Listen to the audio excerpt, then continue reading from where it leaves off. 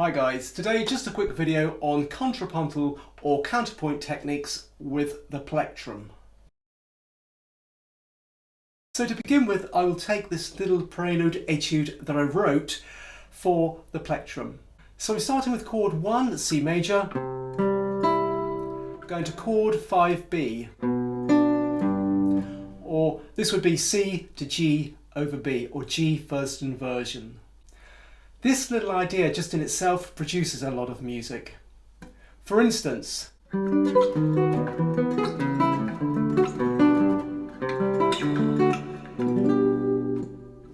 you can take anything from like Bach or Scarlatti, any of those sort of composers, and take literally 2 bars of music and you can make a whole, 8 bars of music out of it.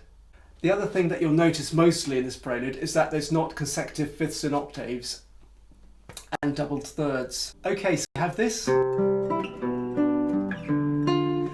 I'm going to chord 2, and I'm going to cheat now and give it the finger. So I'm going to go back to chord 1. So I've chord 1, 2, 3 and 4. Now I'm going to take this F upper semitone to F sharp to make a secondary dominant, so chord 2 now becomes a dominant 7th, resolving to chord 5, G major.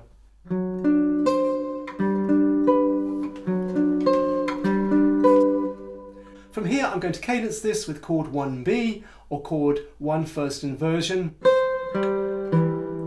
down to chord 5, 7B, which will resolve to C, our tonic chord. And so we have. Now I could have carried this on with a basic C major arpeggio,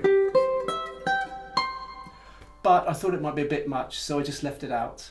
Okay, now what I'm going to do, which is the most important thing with this, is that you need resonant strings. So I'm going to use an open string, and then I'm going to play a little, you might think of it as a double stop or a third, in this case major third. So this gives it a bit of resonance. Again.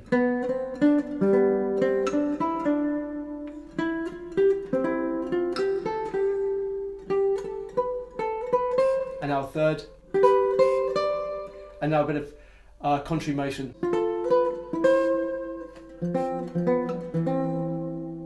And again, this is like an imitation, it imitates this one.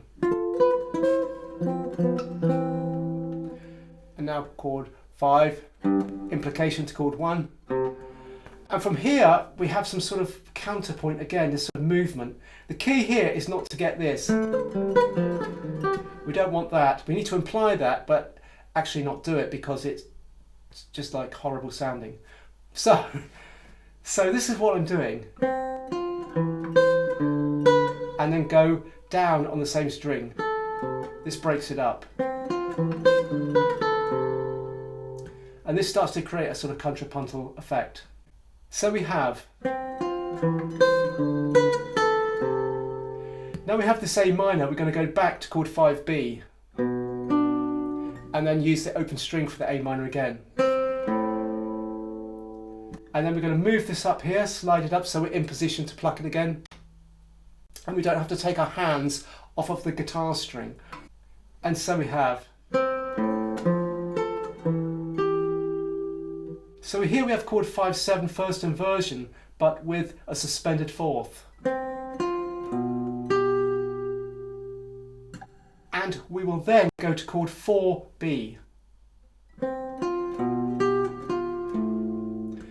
And from here we have chord 1, second inversion, going to chord 2 as a first inversion. So we have back to chord 6, chord 5B again, and now chord 5 root 7th as a dominant 7th. So we have.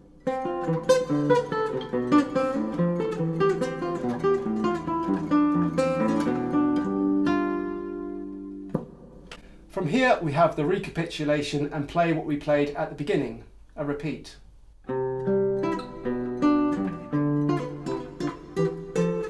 Now we employ the secondary dominant again, and now employ another one. So we have D7 first inversion going to G as the root. And now we have E7 first inversion going to A as the root. And so I'm going to have to cadence this in D this time. So, and I'll finish off with a bit of D arpeggio with the 13th and suspended 4th, and finish with a bit of contrapuntal.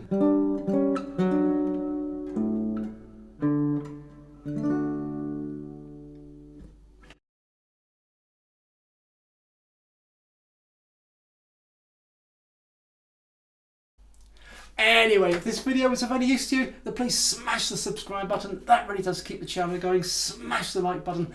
That helps me enormously with the algorithm. Click the notification button if you want to see more videos like this, and write a comment if you want. And I'll see you all in the next video. And thank you for watching.